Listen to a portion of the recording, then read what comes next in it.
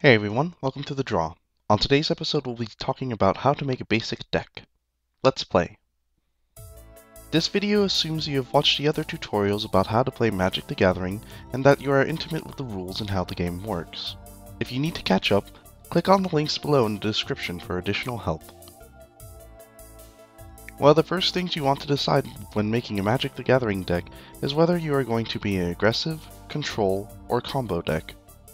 These three archetypes are the most basic playstyles to build around. Aggressive decks are generally fast, hard-hitting decks, determined to disrupt your plans and win as quickly as possible. Control decks look to disrupt key parts of their foes' plans and generally obtain board position at the later stages of the game, locking their opponent in an exhaustive battle. Combo decks rely on getting key cards into their hand, and usually run plans in a single explosive play. Which is the best to play? The triangle you see before you works like rock, paper, scissors. Control denies combo their needed cards, aggro plays too many threats for control to dominate the field, and combo beats aggro by developing a strong mid-name to outlast them. Now there are of course many hybrids and variants possible, so try everything. So once you've decided what deck you want and have gathered your favorite cards, decide which color or colors you are going to run with.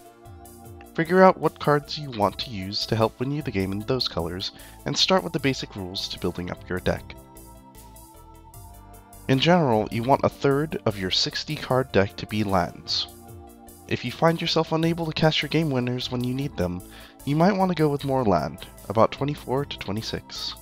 If you find yourself drawing into too much land and not your game winners, you might want to go with less land, 20 to 24. Keep in mind what colored spells you might have more of and split the number accordingly. If I have more blue cards I want to use in my deck than green cards, make sure to put more blue sources of mana, such as islands. Now that we have our base of mana producers down, let's talk about permanents versus non-permanents. Most styles of decks win through the use of permanents, that is to say anything that stays on the battlefield. You want to make sure that your non-land permanents make the bulk of your first deck, so a deck should have 24 to 26 of these. These include creatures, planeswalkers, enchantments, artifacts, and other things. The rest of your 60 card deck should be filled with other spells that help you out or hinder your opponent. Sorceries and instants fall into this category, and they should number around 10 to 14. Keep in mind what your deck wants to do as you pick the cards that you want to go into it. Most decks have a beginning, developing, and end game plan on what cards they'll play during the game. Shuffle up your deck and try it out! There are a few test hands of 7, and pit it against friends of similar power and get their opinion on how your deck can be improved. This is the end of the tutorial on how to play Magic. The Draw will continue to bring you news, commentary, and gameplay about Magic the Gathering at large.